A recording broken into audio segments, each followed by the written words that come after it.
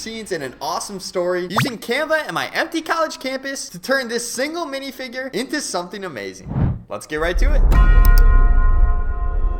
So this is a custom Lego soldier I made using the torso of Frodo Baggins, Squidward's legs, and an M1 pot helmet. The other day I was scrolling through this channel and realized the short I posted about this custom was by far my most viewed. Like, by far. Of course, being the businessman that I am, I wanted to post a long form video of the same content. But here's the problem. I sold some of these figures online when I was going through my too cool for Lego phase. Yeah, I know. I regret it too. Well, now I'm left with only a handful of soldiers, and even worse than that, I only brought one of them back with me to school. That means we'll have to get creative for this one. And here's what I'm thinking. What if we just moved our trooper around in the same environment, got cutouts from each of those angles, and then combined everything into one frame? Let's test it out.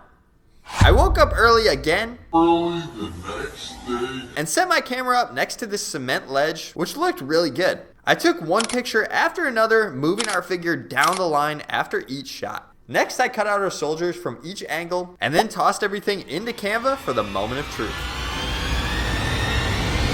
Hey, it worked. Well, kind of. The cutouts to me still seem too out of place, and with just a couple shadows, I think that's much better. After a quick recolor, it's time to copy and paste in our full army. Yeah, I think our test was a success. I think our test was a success. Was a success. Yeah, I think our test was a success.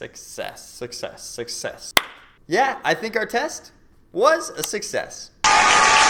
But now we need an opposing force. I grabbed the meanest looking head I could find from our custom Kanan Jarrus figure and a snowtrooper helmet. But unfortunately I don't have any other soldier looking torsos, so I decided just to use Frodo's again. I pretty much rinsed and repeated the same process as before with our pictures and cutouts until everything was back into Canva. I realize now that this opposing army looked too similar to the first, and to fix that I made the olive green uniforms into a dark gray color, which I copied for the rest of the line as well. And finally, built up our second army.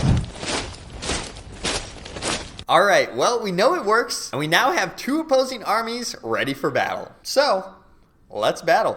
I woke up early for a third time.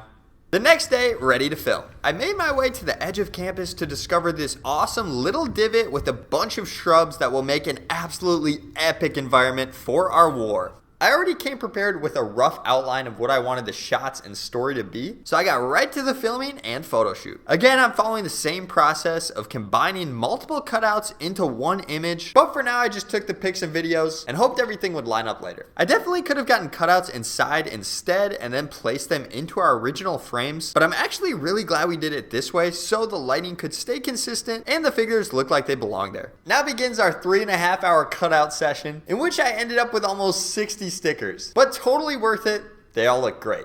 It was tough cutting out background soldiers, and I needed to use the restore tool a lot to see where I was in the shot. Okay, those are done. It's Canva time. Our first few scenes include a landing sequence of Army Number 1, and I've actually gotten some practice with these aerial shots from this phone background edit and the Carl action movie, so they turned out looking pretty good. And the same goes for our first ground shot, including the troops.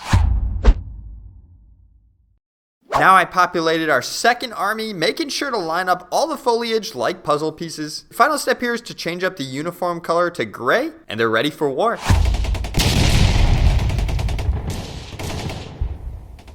Army number 2 definitely gave me the most editing work because they were way more buried in the environment than the first. So there was a lot of resizing and lining up, which was actually super satisfying when it did. Yeah, again, the other side didn't need too much lining up, but turned out looking really great.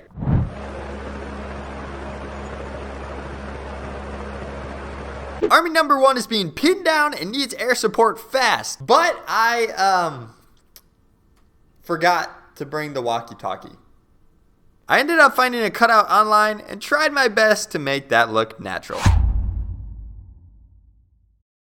I wanted to keep the battle's conclusion a surprise you'll see in just a second, But quickly, I just wanted to remind you guys to like this video and subscribe to the channel to see a bunch of awesome stories coming up soon. And if you guys want to make your own Lego army, specifically of these custom Marines, I've got a link in the description to that specific Frodo minifigure and the poly bag that he comes in. Unfortunately, they're both pretty expensive now, but if you find some better army builders on Amazon and purchase them through that link, I will still get a small portion of that sale with no extra cost to you. So thank you in advance. Well, everything.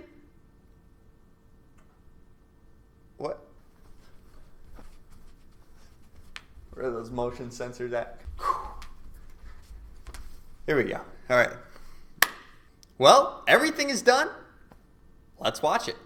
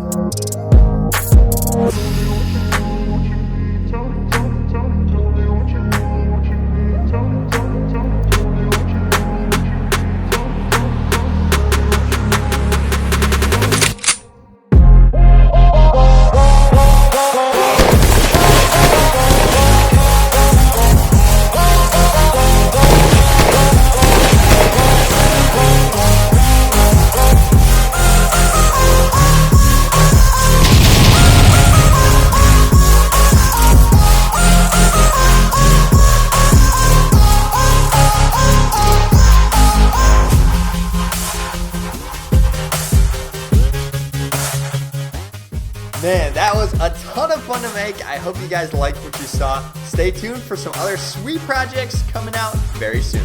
See ya.